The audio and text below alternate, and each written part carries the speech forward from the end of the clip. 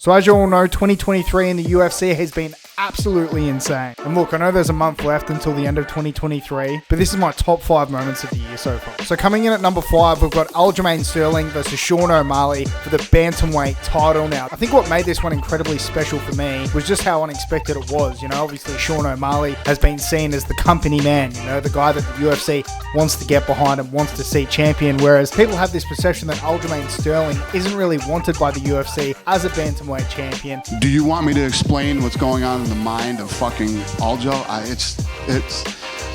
Coming into this fight, I don't think many people expected Sean O'Malley to go in and defeat Aljamain Sterling. I mean, for someone that isn't a traditional wrestler, his wrestling and takedowns are absolutely incredible, and his submission attacks are second to none. Left and really apply pressure. Unbelievable! Aljamain Sterling! So even coming into this contest, Sean O'Malley admitted himself that, you know, look guys, if he gets a hold of me, it's over. So this is a do or die contest for him. Honestly, this was the most nervous I've ever been for a fight. What made it a fantastic moment was him actually being able to get the job done. And Sean O'Malley did what he said he was going to do, and he found that chin. Sterling unable.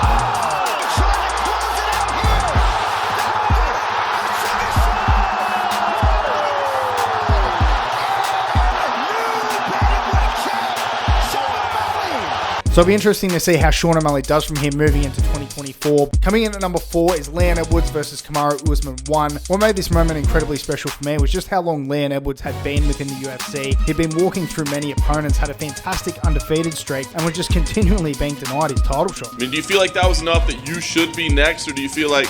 I feel I deserve next shot for sure. He couldn't seem to do anything right, no matter how many wins he got. The UFC just wasn't satisfied, you know, oh, he was boring, or they didn't like the way he was winning his fights, or wasn't a particularly marketable fighter. And within this fight, Kamaru Usman was absolutely dominating it from the first round into the 5th. And what made it so special was it just seemed like a foregone conclusion, didn't it? By the 3rd and 4th rounds, Leon Edwards looked absolutely defeated. The crowd resigned themselves to the fact that Kamaru Usman was going to retain his welterweight championship. Listen, stop feeling sorry for you. Well, come on then. What's wrong with you? You're too down. You got to pull the out of fire. Come on, Leon, man. You got it, man. Come on. And then in the 5th round with a minute left, Leon Edwards landed a beautiful head kick to become the new welterweight champion of the world.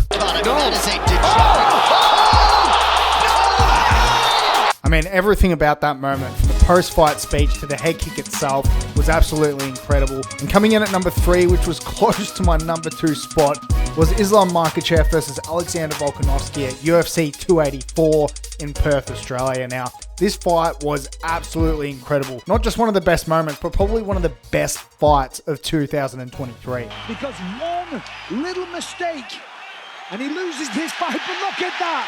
Amazing. Now coming into this fight, Alexander Volkanovski is moving up in weight to face the lightweight champion Islam Makhachev. Now coming into this, not many people gave Alexander Volkanovski any chance at all. Islam Makhachev, being the protege of Khabib Nurmagomedov, obviously possessed fantastic wrestling, and the question was if Volkanovski could go into this fight and stop the wrestling prowess of Islam Makhachev, and all of those questions were answered. Coming out of the gate in the first round, Alexander Volkanovski landed a stiff overhand to Islam Makhachev. I mean, from the moment we saw this, you just knew there was going to be a fight in our hands. And Islam Makhachev in that round dropped Alexander Volkanovski to one knee himself, and was a back and forth striking battle. Makhachev has experienced a fight atmosphere like this, and now he drops Volkanovski. Don't hit the floor with one knee. Now within that contest, Islam Makhachev did manage to get the fight on the ground on several occasions, but what impressed everyone about this fight was just how well Alexander Volkanovski was able to get to his feet. Nice, wizard. Look at Volkanovski. Gets back to the feet and lands a huge knee.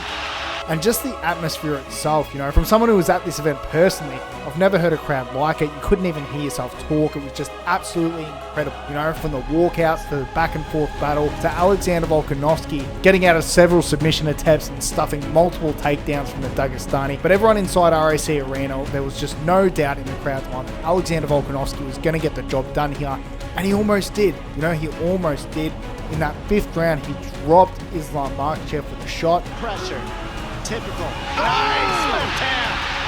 Massive right hand. And he hurts him. Sits him down. And finished the fight with some vicious ground and pound. Become a 2-weight division champion. Awesome ending to a fight. That's how you end a fight. What a fight! It was left to the judges, and unfortunately, Islam Makhachev was awarded the victory there. I won't say unfortunately, it's a very close fight. You know, it was a very close fight, but Islam Makhachev got the job done. And I think just considering the magnitude of this contest, Alexander Volkanovski going for double champ status, and also being in his hometown of Australia, as well as a fantastic fight, it's going to go down in UFC history. That's why this one is at number 3. Coming in at number 2, I've got Jon Jones versus Cyril Gane, which was for the UFC Heavyweight Championship. Obviously, this one was incredibly special because Jon Jones was coming off a massive layoff, and he's the greatest fighter of all time. It's very hard to dispute the fact that Jon Jones is the number 1 fighter when you consider the resume that he's had. The people that he's beaten throughout his career has been absolutely insane. All over him right here in the first round, and it's all over! Jon Jones has finished Chael Sonnen! No one has been able to touch this man, and coming in after a long layoff and going into the heavyweight division and being able to dominate Cyril Gane like he did was absolutely incredible. You're the heavyweight champion of the world. Welcome back. Can I get a song? Yeah. Jon Jones didn't get struck once within that fight, bar a low blow early in the fight, and then after that proceeded to take Cyril Gane down, absolutely dominated him, got a guillotine choke, and became the new UFC heavyweight champion. He's putting pressure. The greatest of all time, and now the undisputed heavyweight champion of the world. Now coming in at number 1, and look guys, it was a hard pick. Any of these could have been the number 1 moment for me of 2023, but with this one, it was incredibly special. Okay, not only because of the fight itself, but the history surrounding this made this moment absolutely memorable and one of my favorite UFC moments of all time. This is a guy who has fought Israel Adesanya twice in kickboxing. And that was Israel Adesanya versus Alex Pereira 2. Now, obviously, these guys fought the first time, and Israel Adesanya suffered a defeat at the hands of Alex Pereira via TKO in the 5th round. And Israel Adesanya was winning that entire fight, so it was just absolutely devastating for him. Now, what made this second fight was so special is that these two had a really big history. Obviously, they faced each other in kickboxing multiple times, and Israel Adesanya had yet to defeat Alex Pereira. There was just something about Alex Pereira that Israel Adesanya has found incredibly troubling. Obviously, Alex Pereira being a much bigger man definitely didn't help matters, but within this contest, Israel Adesanya pulled off one of the moments of the year. Midway through the second round, Alex Pereira landed a fantastic low calf kick and had Adesanya pushed up against the fence, and you know, in many people's eyes, this was the beginning of the end. Made a stalking here late in the round. There's that. That one hurt him. That one hurt him. Israel Adesanya did something that absolutely shocked everyone. Israel Adesanya's seen his moment. You know, he landed several blows that dropped Alex Pereira and knocked him out to become the new UFC middleweight champion. The hit is so damn good.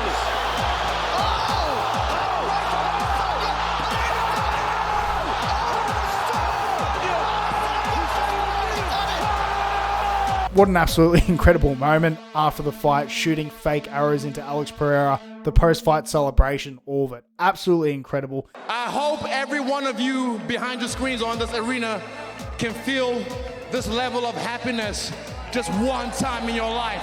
So there we have it, guys. There's my top 5 moments of 2023. And let me know what you guys think. You know, if you disagree, feel free to let me know in the comment section below of your top 5 moments. And look, there's been several of them throughout this year. And speaking of fantastic moments, we've got UFC 296, which is just under a month away now. And I can't wait for that event myself, guys. It's going to be absolutely incredible. But that's it from me, everyone. Take care.